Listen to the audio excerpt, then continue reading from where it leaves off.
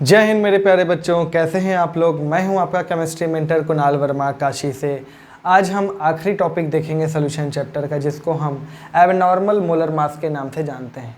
ये abnormal molar mass क्या होता है, यहाँ पूरा 3-4 लाइन लिखा हुआ है, आप पढ़ के समझ सकते हैं।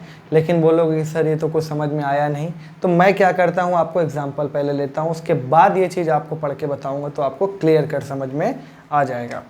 सपोज़ करो हमने 3 कंटेनर लिया है, तीनों में मैंने 1-1 किलोग्राम वाटर लिया है, तीनों में 1-1 किलोग्राम पानी हमने लिया हुआ है, ठीक है ना। 1 किलोग्राम वाटर सब में है, मैं कहीं लिख नहीं रहा हूँ। इसमें भी मैंने 1 मोल नॉन वोलाटाइल यूरिया ऐड किया, इसमें मैंने 1 मोल नॉन वोलाटाइल C6H12O6 यानी ग्लूकोज ऐड किया, इसमें मैंने 1 मोल नॉन वोलाटाइल NaCl को ऐड किया, ठीक है ना। अब हम निकालना चाहते हैं, भाई जाहिर सी बात है नॉन वोलाटाइल है तो बॉइलिंग पॉइंट की अगर बात करें तो सोल्यूशन का ज़्यादा होगा, ठीक है ना। इन तीनों सोल्यूशन का तो 100 से 100% ज़्यादा होगा बॉइलिंग पॉइंट, ये तो कन्फर्म है, 100 डिग्री सेल्सियस से ज़्यादा, ठीक है ना। सपोज करो यहाँ पे मैंने डेल्टा TB मान लो निकाला 2, ठीक।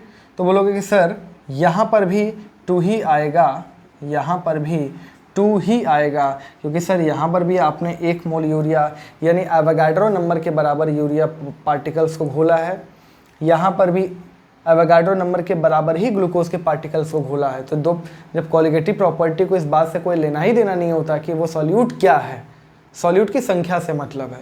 तो अगर डेल्टा TB यहाँ पे 2 है तो यहाँ पर भी 2 होगा, लेकिन यहाँ पर डेल्टा TB 2 नहीं है। सपोज करो कि वो डेल्टा TB जो है वो 4 है, 2 से तो पक्का ज़्यादा होगा। फिलहाल समझो कि ये 2 नहीं है, क्या है, 4 है। अब पूछोगे कि सर यहाँ पर भी तो आपने एवोगाड्रो नंबर के बराबर ही सोडियम क्लोराइड को घोला है, तो फिर यहाँ पर ये एबनॉर्मल वैल्यू क्यों आ रहा है, ये एबनॉर्मल वैल्यू क्यों आ रहा है। एक्चुअल में यही एबनॉर्मल कॉलिगेटिव प्रॉपर्टी होती है और इसी की वजह से एबनॉर्मल मोलर मास निकल के आता है। तो अभी एबनॉर्मलिटी को हम समझ लें, क्या मतलब है इसका।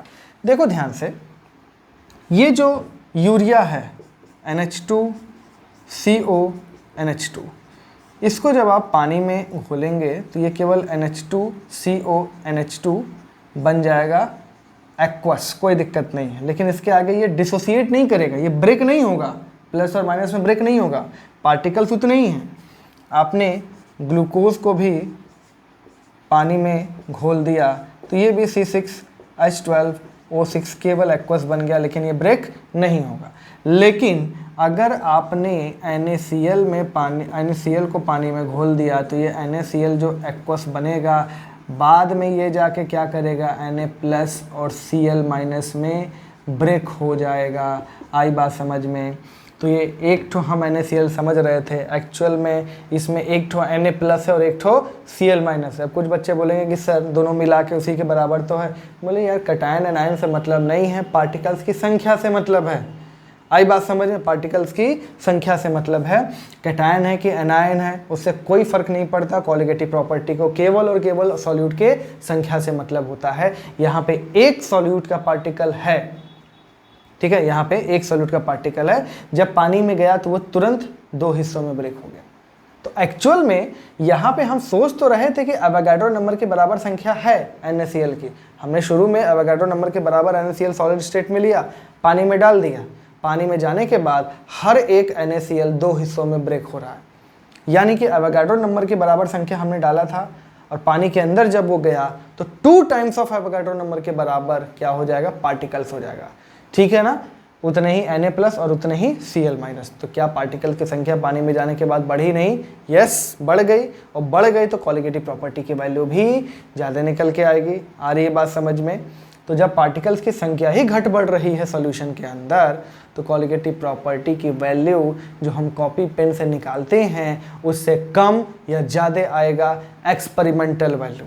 आई बात समझ में। एक्सपेरिमेंटल वैल्यू को क्या बोलते हैं, ऑब्जर्व्ड वैल्यू। जो हम कॉपी पेन पे कैलकुलेट करते हैं, थियोरेटिकली कैलकुलेट करते हैं, उसको बोलते हैं कैलकुलेटेड कॉलिगेटिव प्रॉपर्टी, या मोलर मास को कैलकुलेटेड मोलर मास।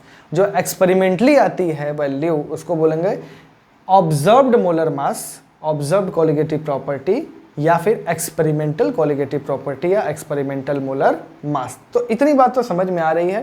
पार्टिकल की संख्या अगर घटी या बढ़ी, यहाँ पे तो कुछ नहीं है, हमने एवोगाड्रो नंबर के बराबर लिया एक मुट्ठी में और डाल दिया, पानी के अंदर भी एवोगाड्रो नंबर के ही बराबर पार्टिकल है, तो कोई दिक्कत नहीं है। जो हमने कॉपी पेन से कैलकुलेशन किया वही एक्सपेरिमेंटल वैल्यू भी आ रही है, फॉर्मूला काम करेगा हमारा।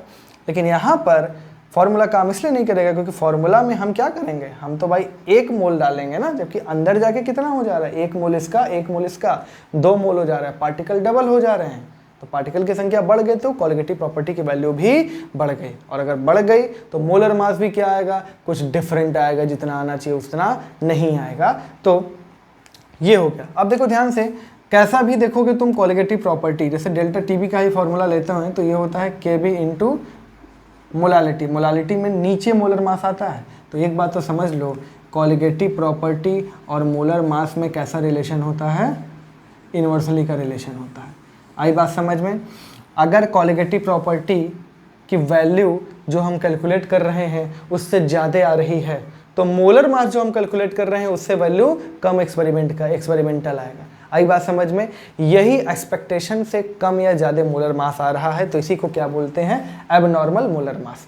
ठीक है ना। ये तो हम डिसोसिएशन की बात कर रहे हैं। मान लो कोई पार्टिकल एसोसिएट कर रहा है, ठीक है ना, मान लो कि ये 2A पार्टिकल है, ठीक है ना। मान लो हमने 2 मोल A को पानी में घोल दिया, 1 किलोग्राम पानी में हमने तो 2 मोल घोला था, लेकिन ये पानी में जाके A2 बन जा रहा है, यानी एक A और एक और A मिलके एक पार्टिकल बन जा रहे हैं। यानी हमने सपोज करो 100 पार्टिकल को घोला, अंदर कितने हो जा रहे हैं, 50 ही हो जा रहे हैं। तो हमने तो कैलकुलेशन किया था वो 100 पार्टिकल का किया था। हम कोलिगेटिव प्रॉपर्टी मान लो डेल्टा टीबी निकाल रहे हैं 2, ठीक है ना, डेल्टा टीबी मान लो निकाल रहे हैं 2, क्योंकि हमने 100 पार्टिकल घोला था। आएगा कितना, वो एक ही आएगा, क्योंकि पार्टिकल कितने हो जा रहे हैं, 100 से 50 हो जा रहे हैं, आधे हो जा रहे हैं। तो ऑब्जर्व्ड वैल्यू क्या आ रहा है, कम आ रहा है। ऑब्जर्व्ड वैल्यू क्या आ रहा है, कम आ रहा है as compare to calculated value. Clear है ना। इसको अच्छे से समझो। नहीं समझ में आया तो वीडियो को पीछे जाके दोबारा सुनो, कई बार सुनो, समझ में आ जाएगा। क्लियर है। अब इसको पढ़ते हैं। If there is dissociation, dissociation यानी कि ब्रेक, टूटना। इफ देयर इज डिसोसिएशन और association of solute in the solution, then value of colligative properties obtained is higher or lower than the normal colligative property. Due to this abnormal value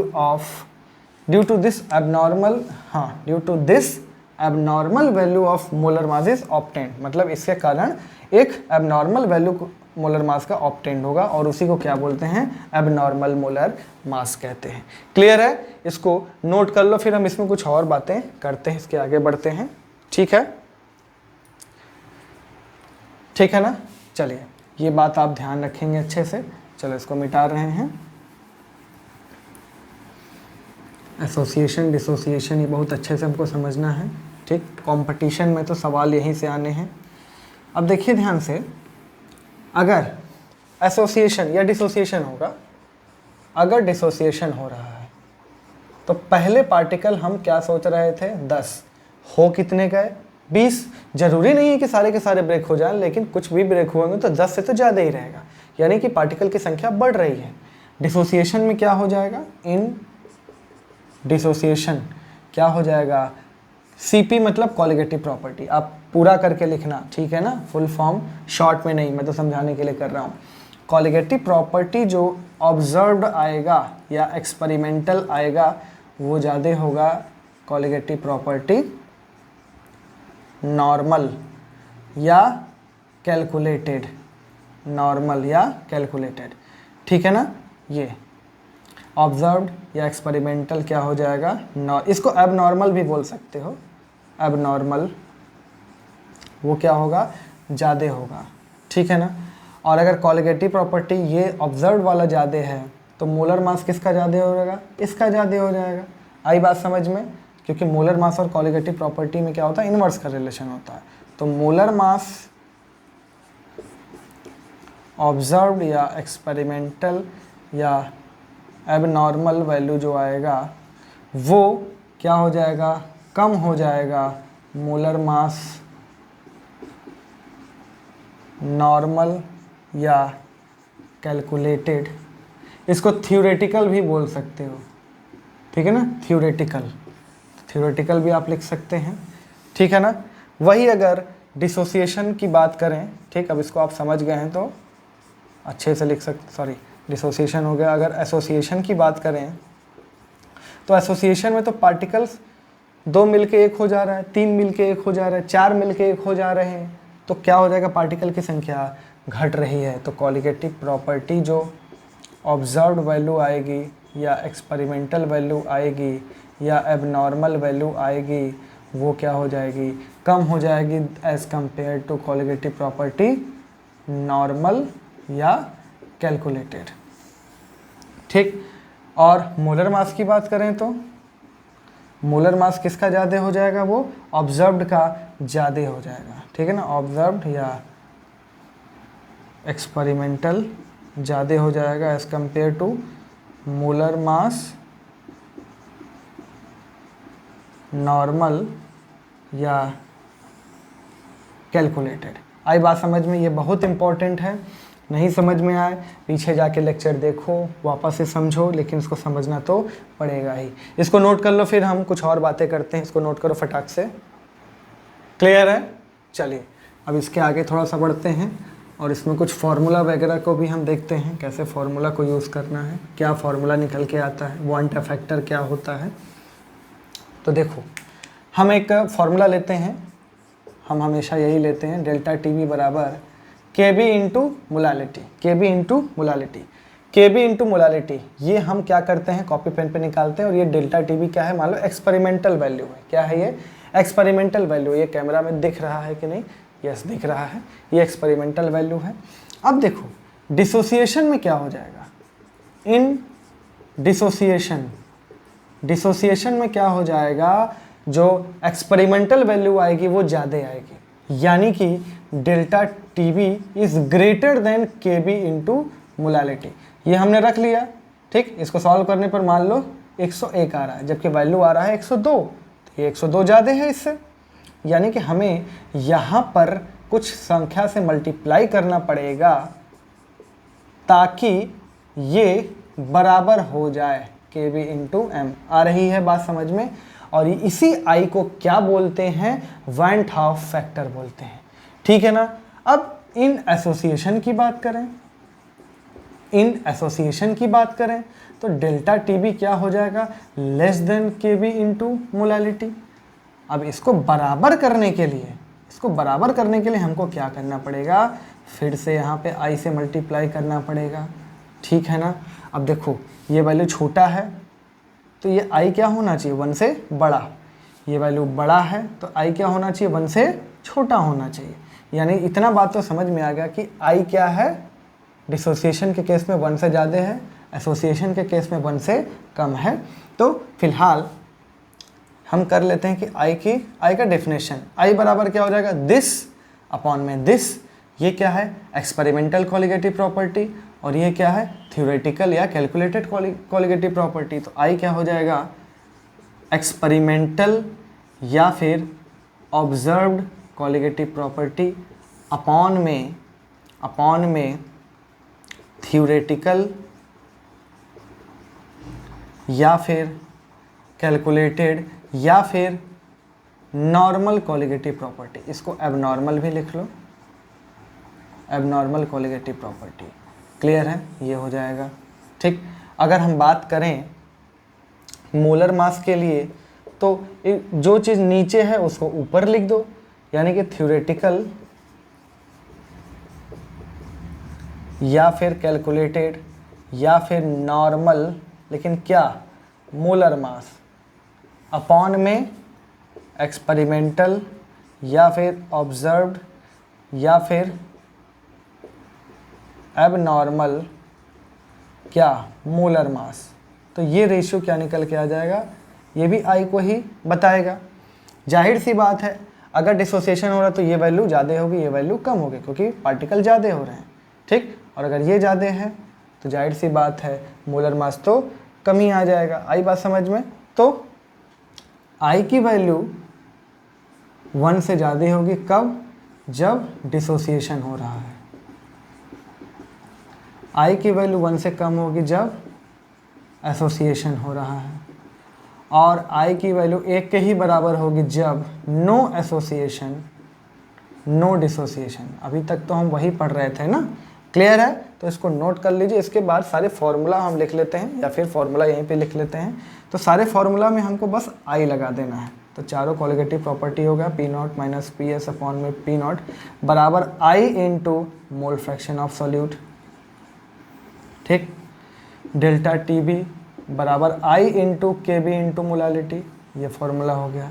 delta T F बराबर I into K F into molality, ये हो गया। और pi बराबर I into S into C into T, सब जगह आई लग जाएगा, ठीक है। ज़रूरत पड़ने पर हम आई का प्रयोग करेंगे। अगर नॉन इलेक्ट्रोलाइट है, सॉल्यूट इलेक्ट्रोलाइट होता है तभी एसोसिएट या डिसोसिएट करता है, इलेक्ट्रोलाइट नहीं है तो आई की वैल्यू 1 हो जाएगी। नॉन इलेक्ट्रोलाइट सॉल्यूट के लिए आई की वैल्यू 1। आई बात समझ में? नोट कर लो इसको। हो गया ये।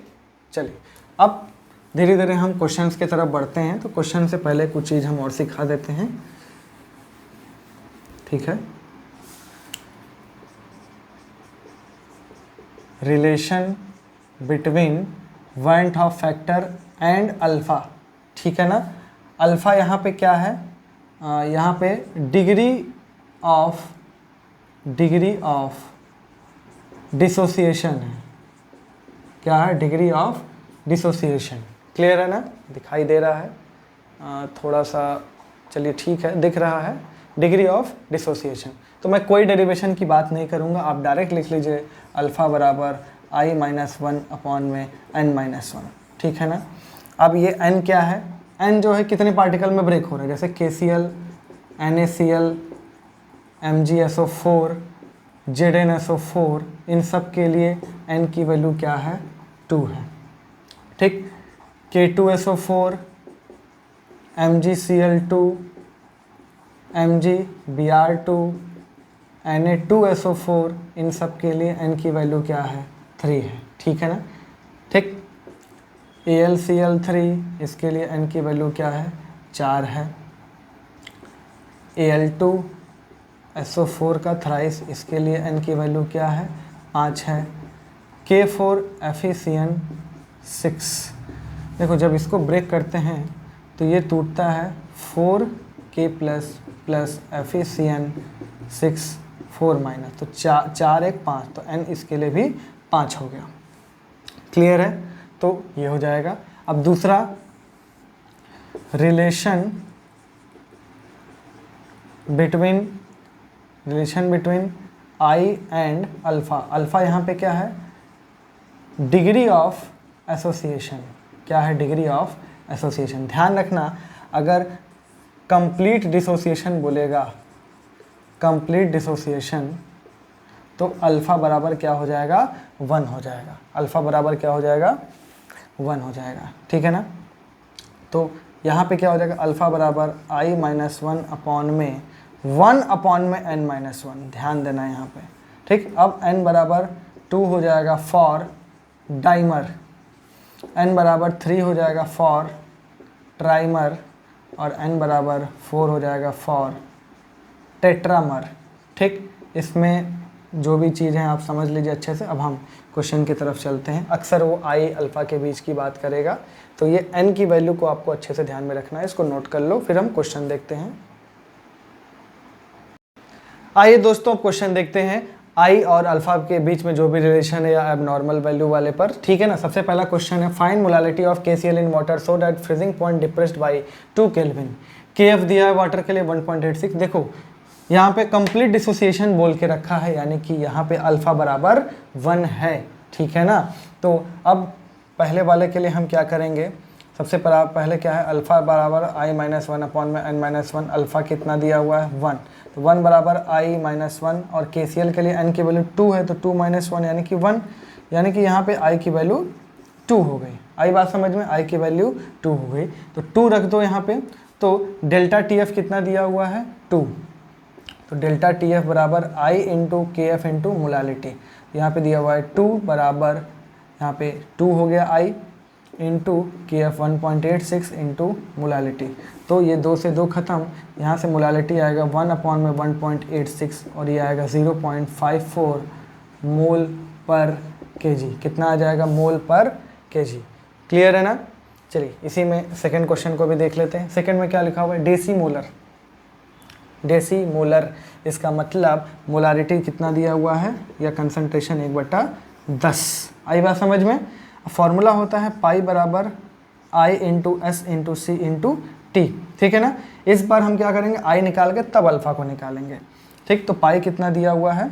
पाई 4.6 दिया हुआ है बराबर आई इंटू 0.0821 इंटू कंसनट्रेशन क्या रखें? डेसीमोलर यानी कि 1/10। ठीक, और टेम्परेचर 300, 10 से 10 गया। यहाँ से जब आप आई निकालेंगे तो ये आई की वैल्यू आएगी 1.86। ठीक है ना? और आई की वैल्यू 1.86 आ गई तो इस फॉर्मूले में रख दो 1.86 बराबर आई माइनस 1 अपॉन में। अब NaCl की बात हो रही है तो n की वैल्यू तो 2 ही होगी, 2 - 1 यानी कि 1। तो यहाँ से आई की वैल्यू आ गई, ये 1 इधर चला जाएगा। ठीक है ना? सॉरी, ये 0.86 है। ठीक है ना? अल्फ़ा की वैल्यू 0.86 है। ठीक है ना? कभी भी अल्फ़ा की वैल्यू 1 से अधिक नहीं हो सकती। तो आई की वैल्यू क्या हो जाएगी? 1 + 0.86 यानी कि 1.86।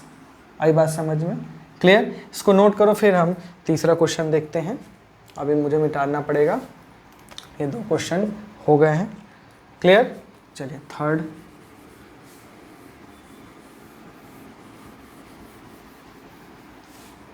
तो थर्ड में साफ बोल के रखा है कि यहाँ पे डाइमर बन रहा है, यानी कि n की वैल्यू क्या हो जाएगी? 2 हो जाएगी। तो सबसे पहली बात, अल्फ़ा बराबर i - 1 अपॉन में 1 अपॉन में n - 1 होता है। ठीक, n की वैल्यू यहाँ पे 2 है। अब हम करें क्या? हमको क्या निकालना है? फाइंड अल्फ़ा, कितना परसेंट कितना एसोसिएट कर रहा है। ठीक है ना? परसेंटेज नहीं पूछा है, केवल अल्फ़ा पूछा है। पहले हम आई निकालने का प्रयास करते हैं। तो आई फॉर्मूला क्या है? डेल्टा टी एफ बराबर I into K F into molality.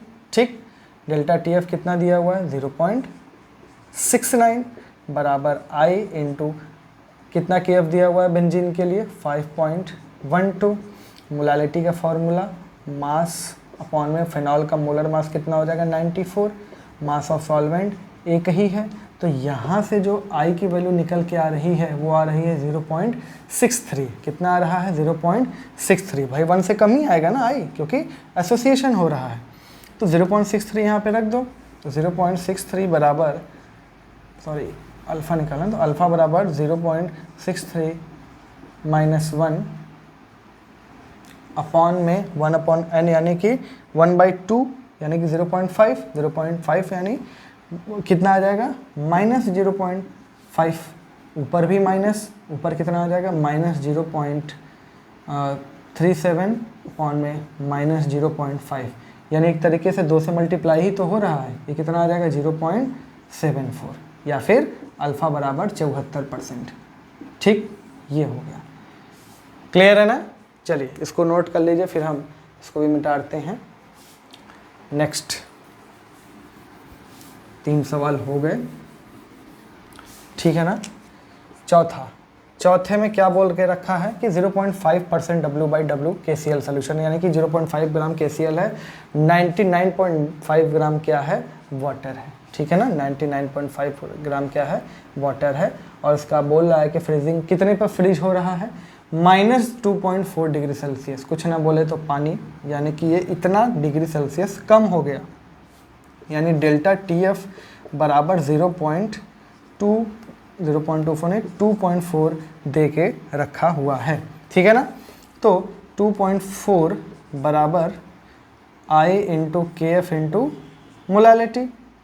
तो 2.4 बराबर आई इंटू के एफ कितना? 1.86 इंटू मोलालिटी के लिए क्या करेंगे? मास ऑफ सोल्यूट अपॉन में molar mass of solute 74.5 into mass of solvent into 1000। तो यहाँ से आप सॉल्व करेंगे तो आई की वैल्यू आपकी निकल के आ जाएगी 1.92। ठीक है ना? आई की वैल्यू आ जाएगी 1.92। तो अब अल्फ़ा क्या हो जाएगा, अल्फ़ा बराबर i माइनस वन अपॉन में n माइनस वन, n की वैल्यू भाई KCL की बात हो रही है तो 2 हो जाएगी। तो अल्फ़ा बराबर 1.92 माइनस वन अपॉन में 2 माइनस वन यानी कि 1, यह आ जाएगा 0.92, यानी कि अल्फ़ा बराबर 92%। 100% डिसोसिएशन नहीं हुआ, 92% डिसोसिएशन हुआ है। क्लियर है ना? चलिए लास्ट क्वेश्चन देखते हैं, 4 क्वेश्चन हो गए, 4 क्वेश्चन हो गए हैं, 5वां क्वेश्चन भी हो ही जाएगा तो टिक कर लेते हैं। तो 5वें क्वेश्चन में क्या कर रहा है, 1.2% W/V NaCl सोल्यूशन जो है वो आइसोटोनिक है 7.2% W/V ग्लूकोज सोल्यूशन। ग्लूकोज के लिए I की वैल्यू 1 होगी क्योंकि ये नॉन इलेक्ट्रोलाइट है, इसके लिए I की वैल्यू निकालनी है। अब देखो ध्यान से, पाई बराबर हम लोग क्या लिखे थे, I into S into C into T, ठीक, कुछ ना बोले तो टेम्परेचर कांस्टेंट, ठीक है ना, यानी कि हम ये I into S into C T, I into S into C T of NaCl बराबर I into S into C T of glucose करेंगे। क्लियर? अब ये T से T खत्म, S से S खत्म, I से I मत काट देना क्योंकि इसके लिए तो I की वैल्यू 1 है, चलो ठीक है, इसके लिए I की वैल्यू निकालनी है। तो I इंटू सी बराबर इसका कंसंट्रेशन, तो I इंटू इसका कितना कंसंट्रेशन है भाई, 1.2% W/V का मतलब है कि 1.2 ग्राम NaCl है 100 ml सोल्यूशन में। आई बात समझ में?